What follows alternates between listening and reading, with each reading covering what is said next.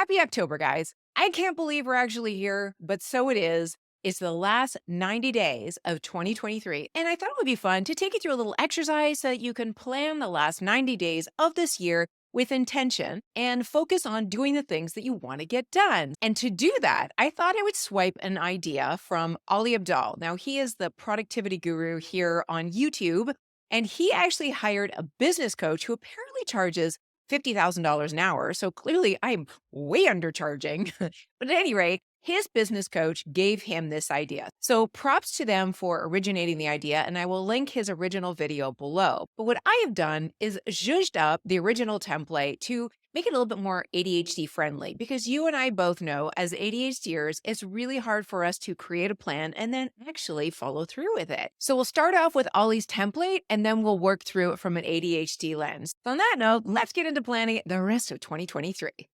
All right, the first thing I love about this template is that it's just a Google Doc, so anyone can use it. I will link to it below so you can grab a copy and go through this yourself. But where we're going to start off is by picking three main areas where we want to set goals. Now, Ollie actually used health, work, and relationship, but I changed relationship to personal to broaden it a bit. So within those three categories, pick one goal that you want to work towards in the last quarter of this year. For me, I picked eating 5 servings of veggies a day for my health goal because, y'all, I have not been eating enough veggies over the summer because I haven't been cooking much. So I got to get back on that bandwagon. For work, I have 2 projects that one I need to finish and launch, and the other one, it's just a promotion that I need to launch. So more on those later. And for my personal goal, I want to deepen my spiritual experience. I've been doing a lot of meditation lately, and the deeper I go into it, the better I feel. So more on that in another video, but those are my 3 goals. Or said another way, they're my 3 intentions that I really want to focus on in this quarter. So the next part in this process is to break down what are the daily actions that need to happen with each goal. So with my intention around eating more vegetables, I know I need to meal prep every week. I also need to create soups once a week that I can have for lunch throughout the week. That is the best way to get more veggies into your diet, by the way. And I also need to do some planning and curating more recipes. So that's what I'm going to do on the daily. For my work goal, I've broken down the major tasks that I need to do. They're not necessarily daily rituals that I need to do. They're more like deliverables. And then for my personal goal, I just basically want to increase my meditations from once a day to twice a day and see how that goes. Now, that all sounds pretty straightforward, but the next part is where it gets fun. Ollie's coach suggested to him that as he comes up with his goals and his daily actions, to think about an energy that he would want to embody as he was going through those daily actions. So he chose the energy and personality of certain superheroes to embody as he went through his what he called daily quests. But you can choose anyone, somebody you know personally, somebody you follow on social media, or a historical figure that you really admire. Think about the energy that they would use to go after these specific goals and how would they show up differently that you can embody. Now, the point of this exercise is interesting. It's not that you're trying to be someone else, but what you're doing is looking for the qualities in other people that you admire and you want to embody and use those to approach your goals, because really that is just a reflection of your ideal self and how you want to grow as an individual. So for my goals, I picked 3 people that I don't know personally, but I really admire their approach to life. Kimberly Snyder, who is an author, I really love her approach to health and nutrition. So I want to embody her energy as I start implementing more veggies into my diet. Justin Welch is an online entrepreneur I've been following for a while. We had the same values around freedom and flexibility and just building a business that's sustainable both energetically and financially and doing it with integrity. And then for my spiritual goal, I want to embody the energy of Michael Singer. I just finished listening to his second book. I'll link it below, but I love his energy and approach to spirituality because it's very lighthearted and he doesn't take himself too seriously. That is the energy I want to take with my meditations and in my own personal development in general. I just don't want to take it too seriously. I want to have fun with it and see where it takes me. So if you're game for it, I highly recommend doing the energy exercise. It's going to help you connect to those goals a little bit more and think about how you want to show up for them. Now, when I did this process last quarter, it was great, but the problem is that I left the goals there on that Google document and I never looked at it again. So while I did make some tangential progress on those goals, I would have made a lot more progress if I had actually implemented them into my planning system and kept them front and center. Because, with ADHD, out of sight, out of mind, we create goals and then we forget about them. So, in the last part of this video, I will show you how I take these daily actions and put them into my Notion system. But before we go there, I want to do another exercise that I think is really important for ADHDers when we're setting goals or making commitments in our life. And that is to get super clear on why we're doing something, why it's important to us, and what we think the outcome's going to be. A few weeks ago, I recorded a video around expectations, which I'll link up here.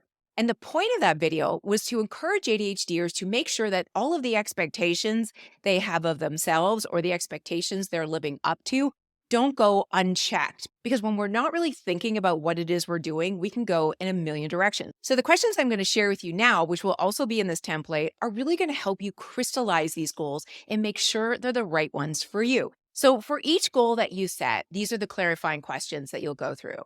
Don't overthink it. And again, it's in the template, but ask yourself, why is this goal or intention important to you right now? Then, are you being realistic about them, or are you engaged in some magical thinking in terms of what the outcomes are? Then, think about the behaviors and choices that you'll have to make in order to follow through on those daily actions that you wrote down beside your goal. Consider how much time you're willing to dedicate to each of these goals and how you're actually going to track progress. I'll show you how I'm going to do that in my Notion template, so it'll give you some ideas. But you really want to be tracking progress on these goals, even if just to stay emotionally connected to it and keep it front and center in your mind. You'll want to consider what success looks like and what failure looks like. And spoiler alert, the only answer that you would write under failure is not getting started. But success can be a number of different things, and clarifying that is really going to help you check your expectations so that you're not magical thinking and that it is something you can actually follow through on. And the last two questions I think are really powerful to ponder. I use these a lot in my coaching practice is how will life be different if you achieve this goal? And what will happen if you don't focus on this goal? Thinking about those parameters is really going to give you a clear idea of where you're going after. And you might realize after answering those questions that you may have created goals that were unrealistic or too big or too small or not really all that important to you. And if you do come to that realization, congratulations, because you're not setting yourself up for disappointment trying to go after a goal that's not really right for you. So I hope all of that makes sense. The template's down below. Now I'm going to show you how I take those daily tasks and move them into my Notion system so I never forget. Okay, we are in my goal tracker template in Notion. If you are interested in this, it is the organized business template, but I use it for business and personal things. So here is the first goal I've already put in there to eat 5 servings of veggies a day. So when we're looking at this, there's 4 main tasks that are associated with this goal, but 2 of them have to happen weekly. So there's actually then 12 recurring Sunday meal planning tasks, and there's also 12 recurring tasks to make soup. So that's 24, and then the other 2 here. So let's say there's a total of like 26 tasks associated with this goal. My completion goal is to do the whole 26 tasks. Right now, I haven't done any, but let's say it's 2 or 3 weeks now, and I've done, I don't know, 9 tasks towards this goal. Then you'll see that the progress bar shows up, which is a fun way of visually understanding how well you're doing towards that goal. And then I would just rinse and repeat with the other 2 goals. So that's the idea of breaking the goal down and then chunking it into small tasks. You don't have to use a goal tracker. You don't have to use Notion. Use whatever planning system works for you. But for the love of God, use a planning system because your brain is a terrible place to store tasks. So the next thing I'm going to do is edit my weekly planning template. So if you've been around here for a minute, you'll know that every week I start a new page, which is all of my to-dos and focus for that week. And this is the actual template that I'm editing right now. These are my daily tasks in this calendar right here. And I think what I'd like to do is add my goals directly to this page. So every time I look at it, I'll be reminded of them. So I just want to come over here and link that database. And then boom, these goals appear right in my template with my progress report, which is super helpful for me because I'm a very visual person. So every time I start a new week, those goals will appear in the template, and then all of the associated tasks will appear down here. So that is how I plan to track the goals that I've set for myself for the last quarter of this year.